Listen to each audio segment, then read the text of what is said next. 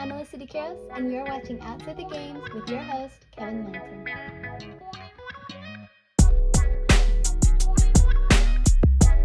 Well, welcome everyone to Outside the Games. We welcome you to our show. This show is based on student athletes all over the nation, about character, who they are, academics, their sport, what makes them. We're glad you came in. We have a great guest with us tonight. We have Alexa Hanish. She is a class of 2022 catcher, softball player, GPA 4.7, doing it in the classroom out of Marcus High School in Flower Mound, Texas. Alexa, thank you so much for coming on our show. How are you? Hi, thank you for having me. I'm really good. How are you doing? Doing really well. Hey, out of Texas, there's been some kind of interesting things. Before we get to the fact of family, Texas has gone through a lot. You've seen a lot of things on the news, from frozen pipes to crashes, unfortunately. People losing power, not having a way to, water's been an issue. The stores, shelves have been bare. What has that been for you to experience something like that really doesn't happen that often in Texas? Yes, no, it's been very weird, especially because, again, like you said, it doesn't happen in Texas. When the storm first hit, everyone was like, "Oh, it's snow." Like Texas never sees snow. But then everything started happening with the power outages and all the crashes and all the incidents that impacted everyone's homes. And it was like, wow, we really are not prepared for this at all. And with everything coming off the shelves of the stores, it was like we were back first week of quarantine, everything was gone, and because we didn't know how to react to it. But now everything is good and it's 70 and it's like the snow was a dream. Right? It's in the past. And how things like toilet paper, hand sanitizer could just disappear, Clorox disappear off shelves. We don't know the answer to that, but it's been crazy. But welcome you to our show. We'll get into the aspect of family. We believe, Alexa, family is everything when you talk about the foundation of you, what makes you as a student athlete. You have a lot to juggle, but starting off with family, how would you define it and why, Alexa? I would say that family is who you choose to make the importance in your life, because yes, family is definitely what you're born into and your blood, but also the friends you have and the people you surround yourself with, they have such a big impact on your life, especially growing up, that they define your character. So I would definitely put family as an all-around aspect. It's just who you choose to surround yourself with and the people. I like how you put that it defines your character. That's been the first time I've heard that from a student athlete. So that's a nice point there.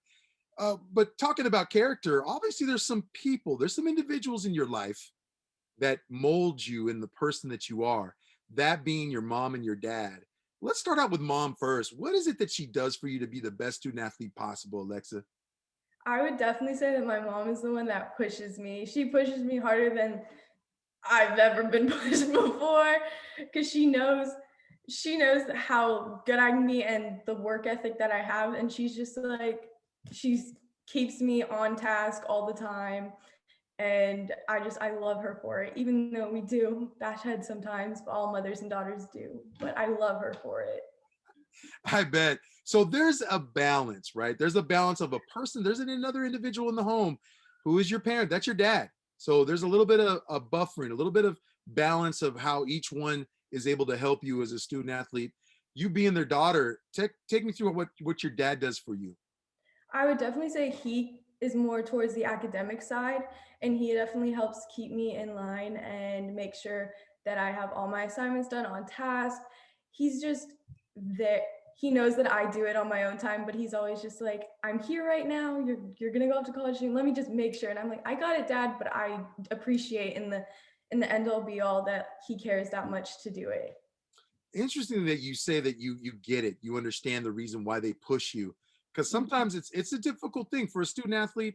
You got a lot on your plate and you're dealing with a lot of different things. Distractions is some of that as well. So they're pushing you to try to say, okay, you know what, get the academics done, get everything else done.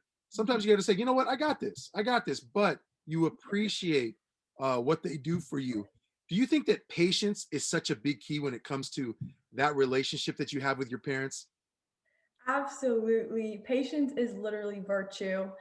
If I didn't have the patience, I feel like I would have blown my head off because I just kind of have to let them talk and know that it's always for the best interest in mind and just be like, I know. I love you. I know. Right, right. And we've seen we've seen a little bit of your Twitter. So we've seen some interaction by you, Mm. Alexa. You have a little bit, you're passionate. You got a little energy. You got some energy. You're a bundle of energy. That is true. Yes. And it especially comes from just being around my family. We're a very active family, and with two younger brothers as well, it's very competitive too. So we have siblings, right?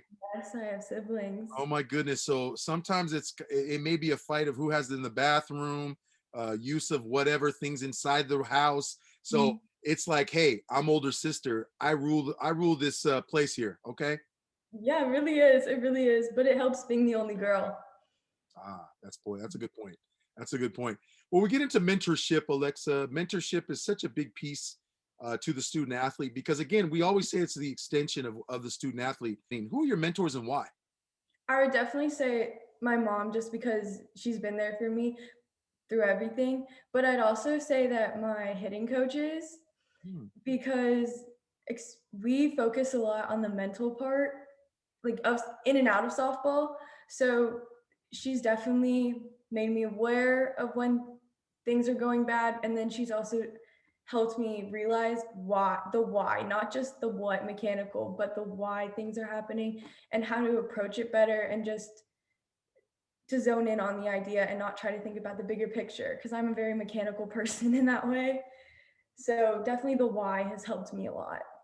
I like that because really things can become really complicated. You have to Mhm. kind of simplify them a little bit. And sometimes by defining the why, you're able to kind of get more focus and really zero in on what it is that you're trying to get to, right? Yes, of course. Yes. Well, I tell you that with the high school, you attend Marcus High School in Flower Mound, Texas. Yes. Interesting name, Flower Mound. I find it Mhm. very interesting. But in Marcus High School, you're junior this year.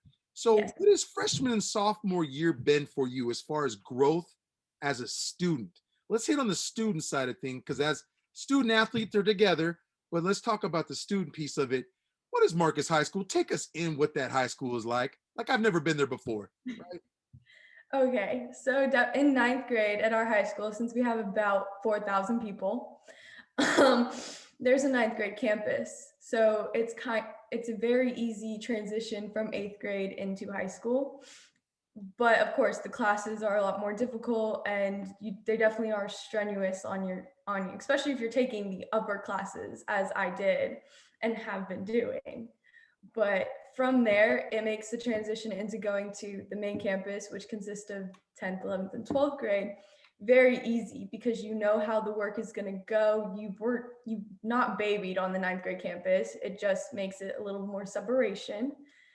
But all the teachers, they care so much, and they just really want the best for you in your academic portfolio. Yeah, speaking of the academics too, because I mean, being a student, there's no softball if you're not a good student. That's really what it boils down to. You holding a 4.7 GPA, we know that you've been dedicated in the classroom. Well, now that you're going back to the classroom, it was virtual for a little bit, Yeah. but you're doing a hybrid learning right now. Is that correct? Are you full time in high school right now? I am full time in high school. I do have an online class, but that is because it didn't fit into my schedule. Otherwise, I would be at school all day. Yes. Alexa is busy during school, and it just, I'm sure there's a lot going on with the high school at Marcus High School. That teacher and student relationship, there's something special about that because when you look at trying to perform in the classroom, it's where you sit, it's how attentive you are, it's how participation is a big thing. Do you see that as an important piece to a student athlete when they're trying to be successful in the classroom? What do you think? Yes, I definitely think having a bond with your teacher, especially the ones that you just know you will connect with, and in the more difficult classes you're taking, having a bond with them helps in not only when you miss a day of school for a tournament or for a game, getting your work easier and having them understand that you are a student athlete, but also in the fact that when you do slip up for a bit, they know that you've been working hard, especially if you keep your grades up in the class, that they're more responsive and understanding. And especially with participation, if you're just one of the kids that sit in the back of the class and don't pay attention, they're really not going to pay you any mind. So being a student athlete, you definitely have to participate, no matter, even if you don't really want to, you just have to. Alexa, how did you handle COVID academically? When March, and it seems to be this date, March 16th, I swear, outside the games, we were in Texas and actually in the Woodlands for a tournament that we were covering. Then we headed to LA. When we came back, it was like the country shut down. It was just everything was closed down. So what was it like as far as the academics dealing with COVID? Because some people say I thrive in that virtual landscape, and then some people say I don't. I need to be in the class. I would definitely say for me, after once we shut down, that virtual was, I wouldn't say difficult, I would just say different, because going from being in class every day, and that's pretty much my socialization because of softball, it takes up all my time. So being online was definitely difficult in that aspect, but since all the assignments were there, it was very easy to get ahead and then be done for the week and have all the extra time. But also, I only had 2 classes when we went into shutdown, because I did this dual biotechnology class, I guess. So it was a lot of research in labs. Like I grew a sweet potato. That was one of my projects. Get out I of grew here. a sweet potato. Yeah. Wow. So Alexa was starting her own farmer's market, starting with the sweet potato. No, that's cool. That's really cool. Yeah, but I would say when we started virtual the first 3 weeks, because that's what Texas did in August, that was definitely a bit more taxing than the end of the year, because that was all new classes. I didn't know my teachers. There was no relationship there, but I got through it and I kept my grade up, and I was very happy when we went back in person. Yeah, and you could there just to tell you, there's other student athletes like say Oregon and Washington, and some that are more so west of you, and they just didn't get any sports. They didn't get any classroom in the classroom, because we've talked to other Texas student athletes. They were like, I got a laptop, I got my section, my little space. I'd have that all day. They wipe it down. We're sanitizing, we're wearing masks, we're social distancing, we're doing all those protocols. But they made it work. You all made it work at Texas and some of the other states heading, more east. But in West, it was just different. It was a different climate and landscape. Did you find that because you were able to get back in a quicker fashion, it benefited you getting back in that classroom? Definitely. I definitely feel that way, because it just everything clicked then. It was like, oh, I get to see face to face, and the learning is up front. It's no videotaped lectures, it's all in person. I can ask questions without having to send an email. So it's just, I loved being back in person. Yeah, there's something to be said about person to person rather than looking through a virtual screen. And Mhm. especially for those that are like, okay, your screen's not on, student athlete, turn it on. Some Yeah. people have the screen off. You don't know if they're there. Teachers had a difficult part of that. With the teacher and student, what do you have to do, Alexa, to kind of get the best out of what things do you have to possess to make your teacher successful in the classroom? There's some things that you have to take ownership of and you have to do well. What are some of those things you do? I would definitely say communicating with our teachers 100%, because if we don't communicate with them, then they're not going to know what's going on, and it's just going to it's all going to fall down the ladder. So definitely that, and just being present in the classroom versus, like I said, just sitting in the back doing nothing. And sometimes even just cracking a joke every once in a while to make them know, like, hey, I'm here. I have a personality. I'm not just another student sitting at a desk. Just, I have to learn this. No, you have to definitely make yourself present there. And like you care, you have to care, or else again, it's just going to go down the ladder. Yeah, teachers can tell if you care or not. That's easy for them. They're observant enough to know. I mean, come on, they were once students themselves, so they know. They're not dumb in that way. When you talk about what the teacher has to do, okay, so the teacher has to possess some things that help motivate you. I mean, we don't leave the teachers out in any way, shape, or form. We hold them accountable. So, what do they have to do to help you be the best student athlete possible?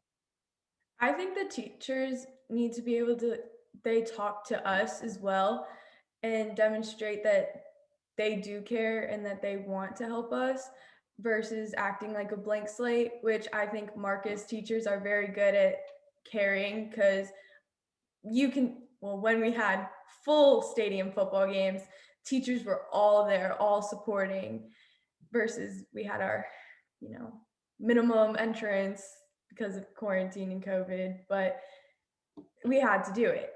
But they're very supportive of student athletes and they know what they go through. So by them talking to us and showing that they care and that they support us is definitely a way that they've helped us.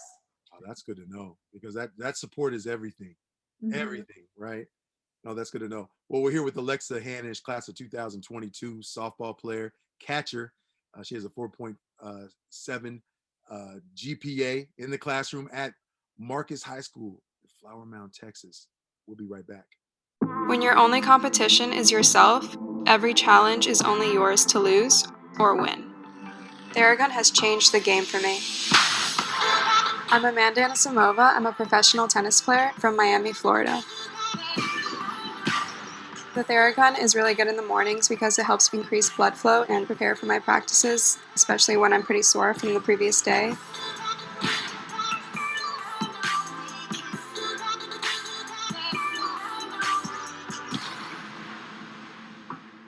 After I finish my matches during a competition, I love using the Theragun because I've been running around for so many hours and it just relieves a lot of the tension and I'm ready to go the next day. You don't go into life only thinking about the win, you focus on making history. It's time to think bigger. I wouldn't trust anyone else but Theragun. Well, welcome back to our show. We have here Alexa Hanish, class of 2002, catcher and softball. She goes to Marcus High School in Texas, Flower Mound, Texas, and she is a good student, 4.7 GPA. And she's even working on it even more. She wants to leave no doubt to any of those colleges out there that she's putting in the work in the classroom. Well, Alexa, we get into the student athlete challenges part of this discussion. Student athlete challenges can vary, right? I mean, I can think of two right now off the top of my head that I'm sure you face. This is your time. I'm going to let you tell me what student athlete challenges do you face handling your scholastics, your academics, and then on top of it, a softball schedule, on top of home life. Yeah, okay. I'd say time management is a big thing because schools is from 8 to 4, but then softball goes afterwards, and then there's your training after that outside of school. So definitely time management, being able to know, okay, I might have to do this a day before I'm actually supposed to do it because I have a game that day. Just you can't procrastinate. And I can say I have done it before because it happens, but it definitely, I don't want to do it again because it doesn't work out in the end. So time management is a big thing. Yes, and Alexa, you're human, just like every other student athlete. So I mean, it's going to happen, and I think a lot of it is this: is that when it does happen, you're kind of in this mode of correction mode. Like I got to get serious, I got to refocus into what I'm doing and concentrating on. So that those two seem to be something there. There are a lot of other distractions though. Being a teenager and being in high school, there's a lot of things that come your way. I mean, there's peer pressure, there's boyfriends, there's different aspects of other life, home life, ups and downs in the home. Your parents, I'm sure they have chores for you to do. So what how do you master or handle those and balance those the right way for you? I think just taking them on head first versus beating around the bush works enormously in my favor. Even if I do not want to do the chore or the whatever at the same time, I'm like, I have to do this because or else I'm gonna push it off and then it's gonna go into some time that I need to do for schoolwork or studying for that test.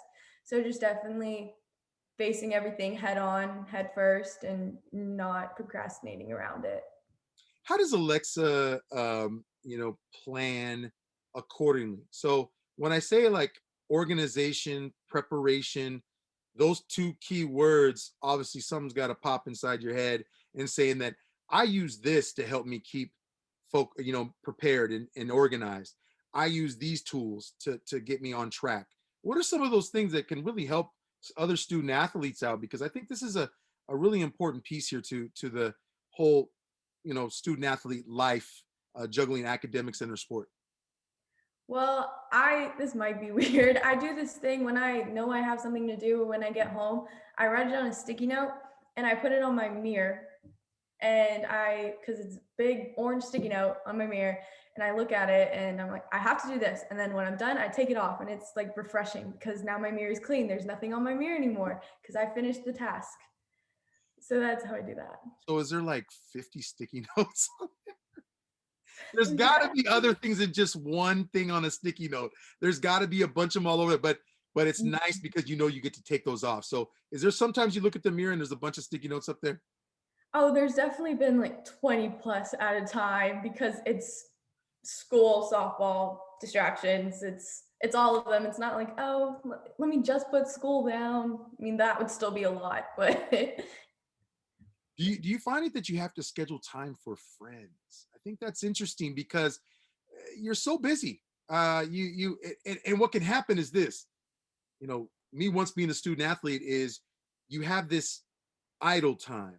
And idle time could be something where it gets away from you. Before you know it, you've killed 3 hours and you're like, oh my goodness, I got this test. I have this homework assignment that's due on Friday.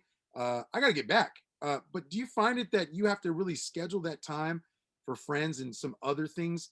That way you can get a little bit away from you need that time. You need that time to get away from some of the stuff you have to do. You do that? yes, I do have to schedule it in, and it's definitely a lot more slim than the other stuff that I'm doing.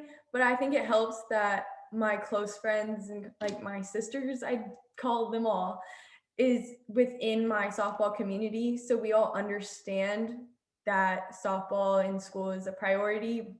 But when we're hanging out outside of that, we don't bring it up.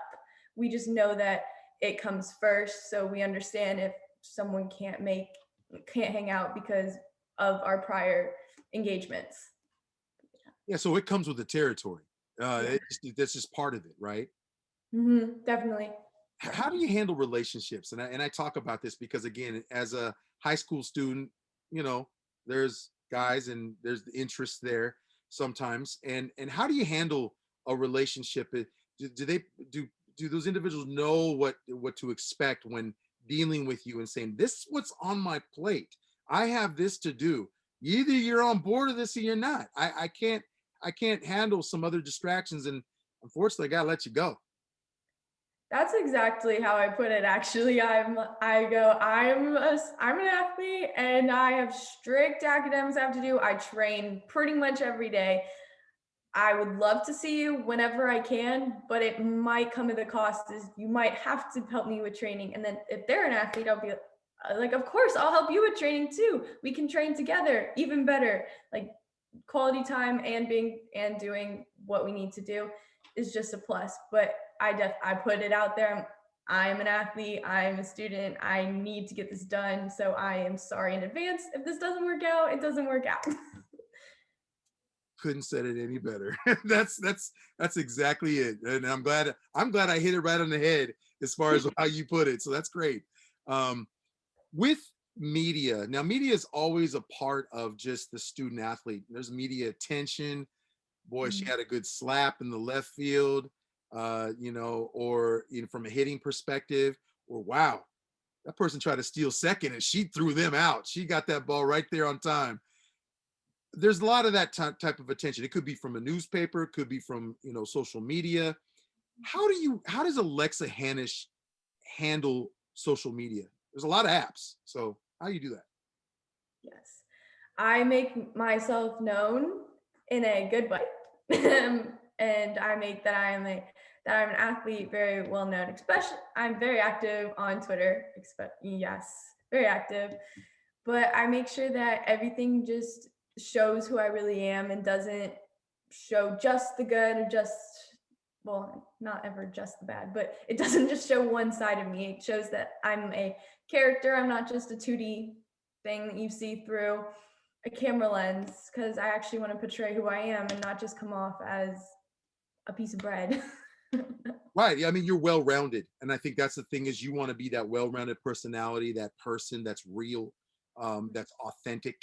There is, and really, if I think about it, and I'm getting this from you, I can feel this from you, is you're a straight shooter. I mean, you're just like, hey, this is how it is. This is what I'm doing.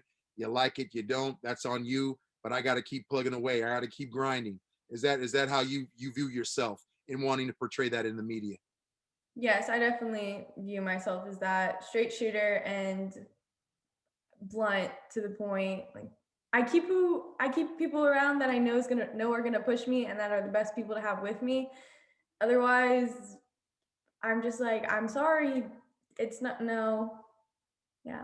That's a good point because I think the thing is you want to surround yourself with people that are going to push you. I've always said this, the people that say yes, the yes people Mhm. are probably not the best people. I mean, because you want people to push you. If there's something you're doing wrong, you want to know about it, right? Yes, I love when my friend, well, I wouldn't say love. I value when my friends tell me something like, "Hey, that wasn't right," or "You could have done that better, shouldn't have done this," because it allows for a conversation versus just being, "Good job. Sure. I guess it was good." Like that doesn't allow me to grow or develop from anything of whatever situation it was. I mean, Alexa, how do you handle something like that? I mean, the constructive criticism can come from media. They may talk about you in some way, somehow, of how you did or performed or who you are. I mean, how do you handle something like that? Do you just because everybody's different on their response to something like that? How do you view that? I'm a big believer at looking at something from both sides, anyways, and hearing all aspects of the conversation or idea. So, very naturally, I allow it to soak in. I reflect upon it, I think about it, and I'm like, could I look at this differently? Could I use this to better myself? Or should I just hear the idea and kind of just let it go? Right, right. No, good point. What's your view on that as a student athlete on media being used the right way? Yes, it should be. I mean, it should be used the right way because, like everyone says, what you put out there, it doesn't disappear, even if you delete it. There's always a technological footprint. Like, it's always there. But, like you said, Twitter is a big thing that everyone's using right now because of COVID, and that's how you have to get seen because no coaches can really travel right now, which is great. But being your best self in the right way and not putting a false image out there or someone who you wouldn't want to show your grandparents is definitely the right thing to do, especially being a student athlete. Well, and student athletes have different apps to use, right? So there's always, you know, there's Facebook, there's Instagram, there's Twitter, there's Snapchat. I still haven't figured that one out. I don't know why, but it's really interesting. But there's other these apps that student athletes choose and say, okay, this is a platform I use for this. This is a platform I use for that. Is that how you kind of view the social media apps? Yes, I do. I would say I put Twitter with my training and softball, very much softball and family oriented. And then my Instagram, I would definitely say showing that I am a confident person. I love who I am. And I would repost softball stuff and then important matters that I see going on in the world. I definitely do different things for different platforms. Yes. Well, I tell you, we have here Alexa Hanish, class of 2022, catcher. She is a 4.7 GPA. She's working even more in that classroom out of Marcus High School in Texas. And tell you, we'll be right back. Customer service has always been at the heart of everything we do at Enterprise. And now, more than ever, we know the importance of keeping our valued partners, like you, informed about the service enhancements we've made for the safety and well-being of your customers and our employees. The Enterprise Complete Clean Pledge is our commitment to maintaining the highest standards of safety and cleanliness. Vehicle cleanliness has always been important, but right now customers need even more confidence that the vehicle they are driving is clean and safe. With our Complete Clean Pledge, no matter where customers rent with us, a repair shop, their home, or our rental branch, customers will know their rental vehicle has been cleaned and sanitized in compliance with procedures established by leading health experts. Customers will see notifications within their vehicle that indicate it has been thoroughly cleaned using strict sanitizing procedures. These procedures include a strong focus on 20 high touch points throughout the vehicle, as well as washing, vacuuming, general wipe down, and sanitizing with a disinfectant. Additionally, we are innovating the rental process to minimize contact between your customers and our employees. Enterprise Launchpad allows us to interact with your customer where they are most comfortable and complete a properly distanced, low-touch rental transaction. Our safety precautions also extend to our rental locations. We've installed plexiglass counter shields to protect our customers and employees. Touchable surfaces are sanitized regularly, and curbside pickup options are offered to customers visiting a rental location. As the needs of your customers evolve, we want you to know that we are committed to maintaining the highest standards of safety and cleanliness, along with the same great service you expect from Enterprise. Thank you for your partnership. Well, welcome back to Outside the Games. I have with us Alexa Hanish. She is a class of 2022 softball player, catcher out of Marcus High School in Texas, GPA 4.7. Well, Alexa, we talk a little bit about the aspect of your softball, the softball game itself. What made you want to play that sport? What made you love that sport? Because did you play it pretty much all your life? I think you were on if I remember correctly, there's a club team that you've been a part of with softball. Yes, right now I'm on Texas Fusion Gold, but I started playing softball in Georgia, and I started at 8U, T-ball right into softball, started at 8U because as every mom would do, they put their child in every sport imaginable when they're little. And I fell in love actually with the cheering on the bench, the little cheers that you do as an 8-year-old that you remember all the way up until any age. You just remember them. I fell in love with the cheers, and I was like, I'm going to continue to play softball because I love cheering. Love it. And there's a lot of cheering in that game. I know that. I've been to a softball game to see that. A lot of communicating, a lot of cheering and jeering, cheering and jeering there a little bit. Your opponent, right? It's all good and good fun. Yes, all fun. You were in Marcus High School, though, you were once a dual sport athlete. Take me through what that other sport was and what made you come to the conclusion that you had to move down to just one sport eventually. So I've done competitive dance almost as long as I've done competitive softball. And I finally had to make the decision in 8th grade, going into high school, becoming more serious because I had to start the recruiting process for one of the two. And it was definitely a sit down decision that I had to make. But in total, I saw softball going more successfully for me. And I still dance on the field. I still dance as the catcher whenever the music's on. So I still have it in my blood, but I just don't do it competitively anymore. Did some of that decision go into the fact of academics too? Because you also had academics you were taking care of. So being a dual sport athlete and on top of it with academics sometimes doesn't leave a lot of time. No, I would have absolutely no time, especially not personal time or social time. If I did both sports and kept my rigorous schedule, I would have no time. Yeah. With softball, freshman and sophomore year, Now you're a junior. When did you make varsity, and what was that like? Because take me through what you experienced there with that. I made varsity this year because our school is very competitive and everyone that plays is on a select or travel team. So it's very difficult. But I made it this year and I was very proud of myself. Last year, I was given the option to be on varsity, but they told me if I was on varsity, there's a very large chance that I will not play. So I took that and I played on JV and I played every game. So I took playing over watching. Could you say that that helped you in your position at catcher, because you get the reps? It's always said you get the reps, you get the chances to play. That's going to benefit you when you get that opportunity to move on the next level. I would say that it helped my voice grow behind the plate and helped me become more demanding. And that's one of the reasons I love catching because I'm a leader on the field and I can see from a different line of sight than everyone else can. And I command the field and people listen. I love it.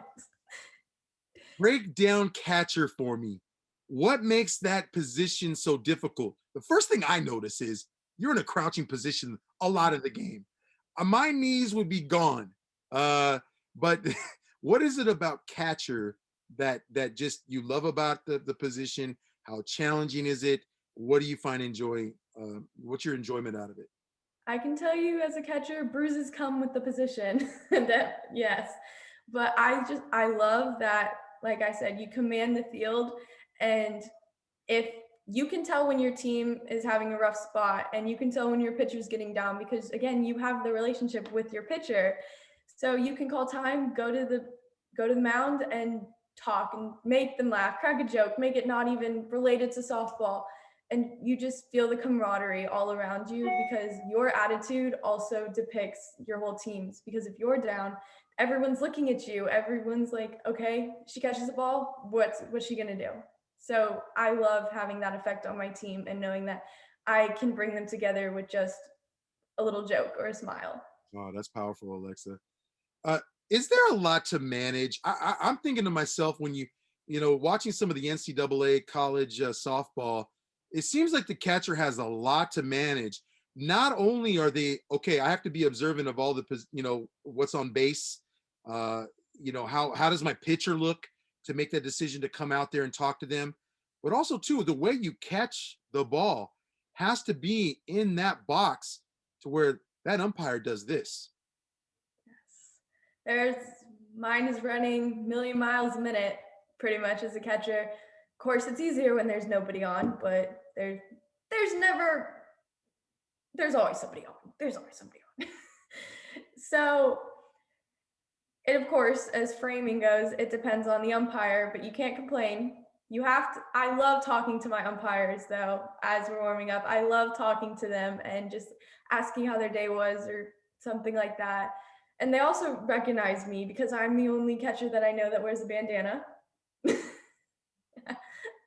So I have a recognizable attribute to me.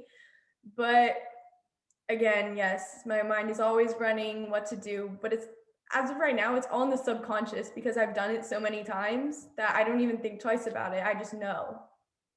What do you look for when a player is trying to take a base? I mean, is it something about the way their stance on the base, or when they get that little bit of lead off the base? I mean, how do you visualize to know, okay, this is a spot that I can throw them out and get the ball there in enough time to get them out? Well, as when I'm catching, I look at the batter and I can automatically tell pretty much if they're fast or slow. So when they get on the bases, that always helps me. I'm like, if I throw even 3 seconds later, she'll still be out because she's not the fastest person. Versus the other one, I'm like, I have to have it. If I don't have it, I can't throw. So watching that, and also if they don't steal on the first pitch and watching their lead, I can tell when they're going to steal after watching their lead. And it also, peripherals are my best friend. Oh, that's Yeah. big.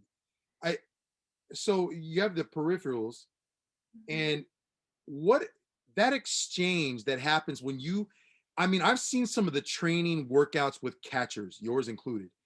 of where you have to be so quick to not only catch the ball in the box to hopefully get a strike of some sort, or that the pitch, you have, because it's one thing the pitcher throws the ball. It's also another way that I understand that the catcher catches the ball enough to make the umpire call a strike.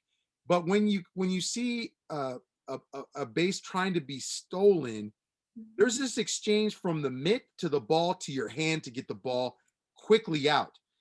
Do you have to, is that a repetition thing that you just have to master and it's got to just come off natural to do that?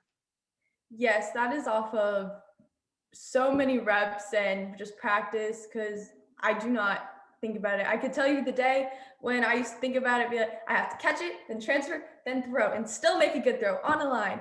But because I've done it so many times, it's muscle memory and I don't even think about it. I'm pretty much just like, oh, runner, go. Yeah. What does a catcher do with, let's talk about the training aspect of, first of all, I want to know what color bandana do you wear? Do you have hold on a second. Alexa has to have bandanas, a bunch of them. And she goes, you know what? I feel a wind today, so I'm going to wear this color bandana. Is that something that Alexa does? Sometimes, but it also, I have every color of the rainbow plus more. So I match my uniforms most of the time. I match my uniforms. And then some days or special months like October, I wear pink. Wow, I love it. Hey, she knows fashion when it comes to bandanas and with her uniform. Come on, don't mess with Alexa here. She's got it. Training. So training for the position, we were going to talk about that. What do you find beneficial for a catcher when it comes to training? Because there may be some younger student athlete that's looking to play the position of catcher. What are some things that you do, Alexa, to strengthen yourself for that position? Not only to crouch in that position, you said there's bruises, but you have to be strong lower core, right? I mean, lower body. Yes. Again, repetition, as I would say, repetition, doing the same thing over and over again, but also working on the minute details 100%, because in the long run, they matter so much. While you're doing the drill of just the little back and forth, you could think this, why am I doing this? This is dumb. But over time, you stop thinking about it. It's so fast. So working on the little things helps in the long run, especially for catching. Does a catcher have to have good knees? I mean, I don't know. Because I mean, I think if a student athlete said, you know what, I'm just not that person that has good knees, and maybe this is not the position to be crouched in such a long period of time in. What do you find about it? So you have to have strong knees, strong lower body, and build that, right? Yes, yes, I would definitely say if you do have prior knee problems, you can catch. It just might be more difficult for the agility side of catching to be in there, the lateral and up and down. But they could still totally be a great catcher. Alexa, what do you do upper body for weight training? Because we like to define that. There's certain exercises you love to do, upper body, lower body. What do you focus on to make sure that you're ready to be bigger, faster, stronger, and to be prepared for that next level in college? It's a different game. Yes, I would, weight wise, I do squats and regular squats and split squats. And then upper body wise, it's bench press and then push-ups. Nice. Yeah. With hitting, some of it's footwork. How have you improved as a hitter? Playing this game of softball. Majorly, I'd say most of my improvement has come from my mental side, because I did struggle through freshman year with mental part of hitting, but now I've gotten to the mentality that I know what I can do. And Hold on a second. Go back to that though. What were you struggling with in freshman year? Because I think that's something that can be helpful to a student athlete, maybe going through something like you went through. What was that? It was the fact that I just moved here. Okay. And also I didn't believe in myself fully, and this was a whole different, like, it's Texas ball. Texas ball is way more competitive. So I was trying to prove to other people things that I didn't owe anyone. I just needed to be myself and show myself that I know what I can do, which is what I do now. But definitely trying to prove things to other people, it doesn't go in your favor, even though you think it might. Like that one fluke game that you're like, oh, I was trying to prove to my coach that I could hit a home run, and I did. But it's not something that you should continuously do every game, because it's not a thing. So what I'm getting from you is that you don't force things. You can't force things. You gotta, to some extent, let things come to you. I've heard a lot of student athletes say that you gotta let the game come to you. So you don't force too much, because that can really mess with your mental side of the game, right? Yes, you don't force anything, and confidence is a big factor as well. And I've grown, still growing, will always grow in the confidence of myself, but it shows up, and I can see a difference from looking at videos from ninth grade to now. Just how I hold myself, present myself in the box, way different. What have you improved as a player when it comes to the position? Because you take freshman year and then you look at now what you as a junior, you go like, man, I used to do that. This year, I'm like, I got this. I have this down. What is some strengths about your position in hitting and being a catcher? Again, I'd say confidence, that was a big improvement, and having a voice, because being a catcher, especially if you don't have a voice behind the plate, you're forgotten about. The team doesn't look to you, they look to other people to try to lift them up. So with growing and going from freshman year to now, grown a voice, grown a personality, who I am and who I aspire to be in the future. It's all just growing. Student athletes never like to talk about weaknesses. They just don't. I mean, who does, you know? But for you, Alexa, what has been a weakness that you've worked on or that you feel that you need to work on to get even better? Because you said Texas softball's no joke. It's some good players. No, it's not a joke. It's way different competitiveness than I've ever seen in all the states I've lived, and way different competitiveness. So I'd say, again, my mental thing is I will continue to work on that, and because everyone has those days where it's just not going to work out and you need to take a breather. I would say that is my biggest weakness and strength some days, but the mental game is always a big thing. Have you had to work on your core too? Because I see a lot of softball players working on their core, because there's something to be said about hip and pulling and strength from that core section of you, Alexa. Do you find you've had to really dedicate yourself in the core department? Yes, I, on my own, because we do it outside of school, I do core slash abs every day for around 30 minutes, something like that. Because also our center of gravity is different than that of males. It's in a different place. So we just have to dedicate more time to it. Yeah. Yes, it takes dedication, definitely. What is it about your coaches? Let's go into about the softball season and what you had freshman and sophomore year. Maybe a little bit of that. COVID came into play, but what was your seasons like? How did you see your team improve? And with coaches helping you, instructing the team, where did you see some advantage there? Are you talking about high school or select? High school. I'm sorry. Oh, okay. So at the beginning with COVID, before we got shut down, everything was up, right? We're all on our high horse. We're loving it. And then COVID happened.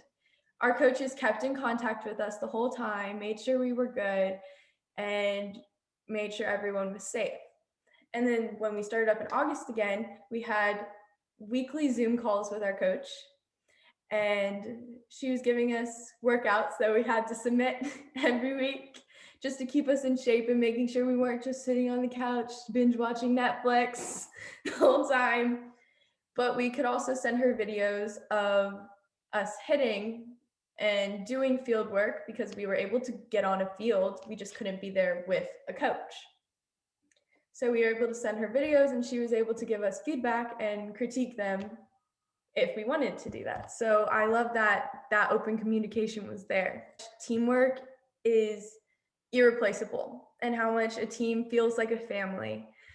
So with that, and everyone understood, I had to I had to miss a game on a Saturday to take my ACT, and they knew. I told them beforehand, and I was like, I'm so sorry, I can't come. And then I sent them a text at 6 a.m. I was like, I'm going to take my ACT, but good luck today. I'm so sorry I couldn't be there. But they all understood because they all knew that I would love to be there, but this was a priority. But they didn't make me feel bad about it. We were all a family, we were all sisters, and it just made everything easier. Have you had a chance to where a coach, and we've asked this from student athletes before, sometimes a coach and a player don't see eye to eye. That happens sometimes. How do you as a player handle that kind of situation? It's a difficult one. It is very difficult, but of course it happens. So the whole thing with constructive criticism, I take it into account, and sometimes I have to let it roll off me, or else it will affect my playing. So that is when I had that encounter, I learned that I am doing what I love to do because I love to do it and I love the girls. I don't need to prove anything to anybody else. That is the biggest thing that I learned from that encounter that I had. What are some what are some goals that you have for junior year? I mean, you got seniors, I'm sure, at Marcus High School that you want to send the seniors out the right way, right? Yes. But what are some goals that you have individually and team wise for the season this year? Hopefully we have a season, we keep, we can do something about that, right? Yes. Individually, I would say that my big goal is academically is to keep where I am, continue with the rigor, and don't fall down. That's my goal for academics. And then for high school season, it's just to continue showing up to every game. And because there are two catchers, I am content. I love every time that I play, but I love seeing her succeed when she's catching. So pretty much just to keep my high school team together and working together is a big goal of mine. So again, that will help if we get to finish our season, which we're all hoping. Who's your rival in that conference at Marcus High? Flower Mound, actually. Wow. Okay. What is it about their team that makes them, that rivalry? Well, it originally happened because we're Marcus High School at Flower Mound, and they're Flower Mound High School. So we are the two closest schools in our district, which automatically makes us rivals. Hold on a second. Wait. I got to think about this for a second. Who the heck claims Flower Mound? I mean, you got Flower Mound High School and then the high school of Flower Mound. But somebody's got to say, you know what? I'm claiming Flower Mound. So it's got to be a rivalry. Like whoever wins that game gets to claim it for the year. It's the biggest game between every single sport at our school. We call it's Battle of the Mound. It's what every single sport. You miss crowds. We got to miss the crowds. And what were the crowds like that meant a lot to you as far as the support as a student athlete? Because you see crowds in the stands, get you to play a little bit better. There's more on the line a little bit, right? Yes. It's we do have some fans, but it's mostly our parents in the crowds right now, which of course it's still a bunch of people. They're all cheering you on. Yes, we're all spaced out, but it's still better than empty stands, which some schools do unfortunately have to do. But we were lucky to be able to at least have someone in our stands. But it's a lot different from when they were full of staff and then all our friends could come. Didn't matter how many, they could all come and cheer us on. It made everything more exciting and more elevated. But there's something about the uniform, right, that you put on. And is it the same way a football athlete looks at it as like, if it's not dirty, you're not doing any work on the field? Is that true? Yes, which is why I love wearing white. I love wearing white because you can actually see it versus sometimes when you wear black pants, you did get dirty during the game, but it will just come off because it's dirt. It doesn't really stick unless it's mud. That's a different story. But white shows everything, which is why I love playing in white. Well, I tell you, Alexa Hanish, it's been a pleasure talking to you. Wow. class of 2022, catchers, softball, 4.7 GPA, working on the classroom, dominating that in your sport. Then, Marcus High School out of Texas, Flower Mound. Yeah, I said Flower Mound because it's a battle of the Flower Mound, and they want to be that person that represents Flower Mound. This Marcus High School, right? It's a pleasure to have you on our show. We really appreciate it. Thank you so much for having me. I love talking to you. Oh, awesome. We love the energy. But we are not done. We have this thing called the Quick Blitz. We get to know Alexa Hanish even better. We're going to start with this. Favorite food? Come on now. Sushi. There we go. Favorite dessert? Ice cream. Any kind. Apple or Android, and why? Apple, faster, looks better from photos. There you go. Favorite musical artist if you had to choose one out of all of them? Missy Elliott. Favorite cleat to wear? New Balance. Favorite bat? Easton Goats. Okay. Favorite mitt? I know it's got to be a Rawlings. Mizuno. Mizuno. Okay. It's either one or the other, right? I'm sure. If you had to go and visit anywhere in the world that Alexa Hanish could go and visit, she would love to be and go visit, what would that place be? South Africa. Wow. All right. I like that. Favorite casual shoe to wear? Sneaker. Okay. Last movie you just saw? Oh gosh. What is Palmer? Okay. Good movie? Yes, very good. All right. For you, let's get serious on a couple things. If you were running late somewhere, Alexa Hanish, you had to let somebody know what's going on, what's happening with Alexa. Would you call or text, and why? Call, because I hate texting. Typing takes too much time. Too many times to hit the QWERTY keyboard with she's like, I'm gonna save that all. I will just talk to you. Exactly. Right. Favorite car or SUV drive, every SUV that you could drive if you could choose any car or SUV, what would it be? Ferrari. What color? Red. Of course, right? Why did look at her shirt? Favorite color. Right? Let's get serious on this note.